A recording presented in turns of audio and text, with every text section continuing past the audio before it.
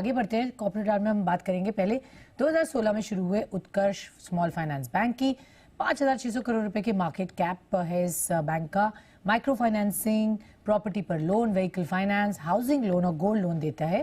Bank का ज्यादातर focus गांव और कस्बों पर है। नतीजों की बात कर लेते हैं। सालाना आधार पर ब्याज आय 17% बढ़ी है 441 करोड़ और मुनाफा 30% बढ़कर 115 करोड़ पर आया है। एनपीएस की बात करें तो ग्रॉस एनपीए और नेट एनपीए दोनों घटे हैं। तो सभी पैमानों पर नतीजे अच्छे दिख रहे हैं। आगे किस तरीके का आउटलुक है, किस तरीके की एसेट क्वालिटी रहेगी, ये जानने की कोशिश करते हैं। कंपनी के MD and CEO Govind Singh हमारे साथ शो में जुड़ रहे हैं। गोविंद, गुड आफ्टरनून, बहुत बहुत शुक्रिया। पहले तो जो नंबर्स दिख रहे हैं ओवरऑल अच्छे हैं सभी पैमाने पर, तो हमें ये बताएं सर, कहाँ से ग्रोथ आपको देखने को मिली और क्या ये सस्टेनेबल दिख रही है ये नंबर्स आगे जाते हुए?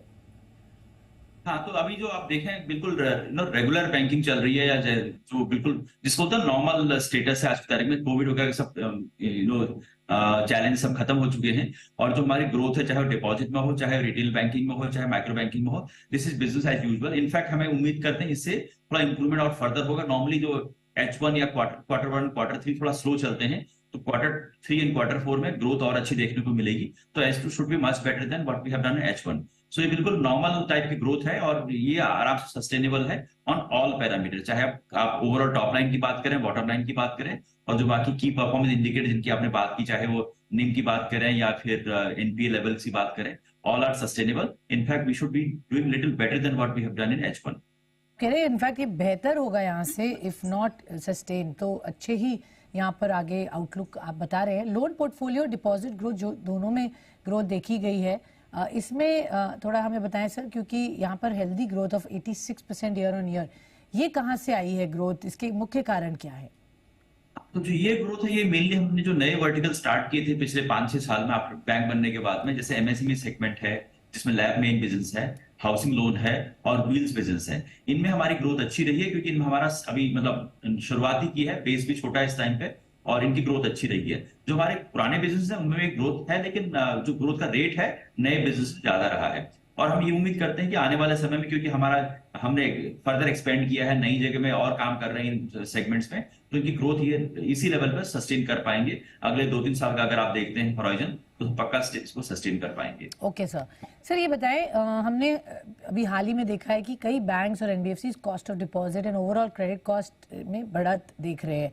आपकी क्या सिचुएशन है? क्वार्टर ऑन क्वार्टर बेसिस पर किस तरह से परफॉर्मेंस रही और आउटलुक यहाँ पर कैसा दिख रहा है? जी, तो थोड़ा कॉस्ट ऑफ फंड जो है आप देखिए पूरे इंडस्ट्री में बढ़ा है, बिकॉज ऑफ इवन जो आरबीआई के रेफरेंस रेट्स होते हैं उनमें तेजी आई थी, उनमें इंक्रीज था। बट अभी ऐसा लगता है कि इसको द बॉटम आउट हो गया है। उसके बाद फर्दर इंक्रीज की उम्मीद गुंजाइश कम है। जहां तक डिपॉजिट कॉस्ट की बात है, हमने डिपॉजिट कॉस्ट थोड़ा सा हमारा बढ़ा जरूर है, क्योंकि सारी इंडस्ट्री बढ़ा है, और हमारा काफी रीप्राइस हो गया है जो हमारे डिपॉजिट्स हैं, क्योंकि हमारे डिपॉजिट नॉर्मली 2 साल के एवरेज पे रहते हैं। लेकिन अभी भी शायद करीब 7.8 के आसपास हमारा जो कॉस्ट रहा है, उसमें 20 से 25 बेसिस पॉइंट और का इजाफा और हो सकता है आने वाले समय में, क्योंकि कुछ डिपॉजिट और रीप्राइस होंगे। और ये मतलब ये उत्कर्ष के लिए स्पेसिफिक नहीं है। In fact Utkarsh is little better condition there, क्योंकि हमने काफी रीप्राइस कर लिया है। बट जो हमारे डिपॉजिट जो एडवांसेस है, उसमें भी जो हमारा रेट ऑफ इंटरेस्ट है या फिर जो ओवरऑल यील्ड है, वो भी इसी हिसाब से बढ़ गई है। तो इसलिए जो ओवरऑल इम्पैक्ट ऑन निम कहते हैं या और ओवरऑल रेशियोज में, वो इम्पैक्ट नहीं है। यस, ओवरऑल बॉटम आउट हो गया, लेकिन कुछ इम्पैक्ट रहता है कि आपका लेगेसी पोर्टफोलियो है, उसके लिए आपका 20 से 25 बेसिस पॉइंट का इंक्रीज इन डिपॉजिट आगे भी मतलब अगले 6 महीने में या 5 महीने में देखा जा सकता है। तो यहाँ पर 20 से 25 बेसिस पॉइंट्स का आप कह रहे हैं यहाँ पर थोड़ा सा इंक्रीज देखा जा सकता है। आपकी प्रेजेंटेशन में सर हम देख रहे हैं कि कंपनी ने अवेल किया है NHB refinance at low rate of interest, जिससे आप कंपेटिटिवनेस अपनी बढ़ा पाएं। कितना इसका आप फायदा देख रहे हैं? हाउ मच रीफाइनेंस इससे कर रहे हैं आप, एंड किस रेट ऑफ इंटरेस्ट पर?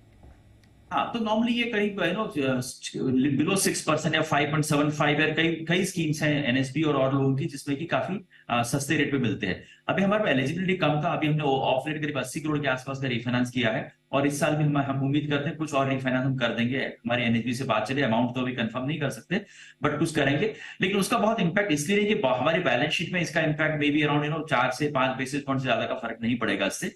लेकिन ये हम आने वाले टाइम के लिए, क्योंकि ये लॉन्ग टर्म पैसा मिलता है और सस्ता पैसा मिलता है, तो इससे थोड़ा सा इंपैक्ट, जो पॉजिटिव इंपैक्ट है, वो हमारे इसमें आता है, और वो आने वाले टाइम में भी आता रहेगा। सर आपकी आरओई तो डेफिनेटली प्री कोविड लेवल्स पर आ गई है, लेकिन अगर हम देखते हैं कंपेयर करते हैं FY 23 में 22.8% जो थी अभी 19.3% हो गई है। इसका क्या कारण है सर, और क्या लेवल आप देख रहे हैं कि ये स्टेबलाइज करेगा, किस लेवल पर स्टेबलाइज करेगा? तो थोड़ा सा कुछ बिजनेसेस में हमने नए ब्रांचेस खोली थी तो थोड़ा खर्चे को कभी कभी में शॉर्ट टर्म में बढ़ जाते हैं। अगर आप मीडियम टर्म हॉराइजन देखें या जैसे गाइडेंस की बात करते हैं तो गाइडेंस हमारा कि हमारा ROE हमेशा 2% से ऊपर रहेगा, और जो हमारा ROA 2% से ऊपर ज्यादा रहेगा, और ROE है वो 18 से 20% की रेंज हमारी हम हमेशा मेंटेन कर पाएंगे। सो दैट इज, अगर आप जैसे बोलते हो ना मीडियम टर्म हॉराइजन की बात करते हैं, अगले 3 साल का हॉराइजन देखते हैं, तो that is what the type of guidance we can give to investor fraternity. Quickly sir, expansion plans क्या है, किस तरीके का आपने जो आपके नए बैंकिंग आउटलेट्स हाल ही में 20 नए जो खोले थे इस क्वार्टर में, कितने और आप खोलेंगे, कैसे एक्सपैंड करेंगे, उस पर क्या आपके विचार हैं? तो पिछले 1 साल में हमने 100 से ज्यादा आउटलेट्स खोले हैं। ये शायद क्वार्टर में अगर आप देखें 20 थोड़ा लोअर नंबर लगता है, हमारे पिछले जो बचे हुए क्वार्टर थे जिसपे कि हमारा काम चला था वो खोले गए हैं।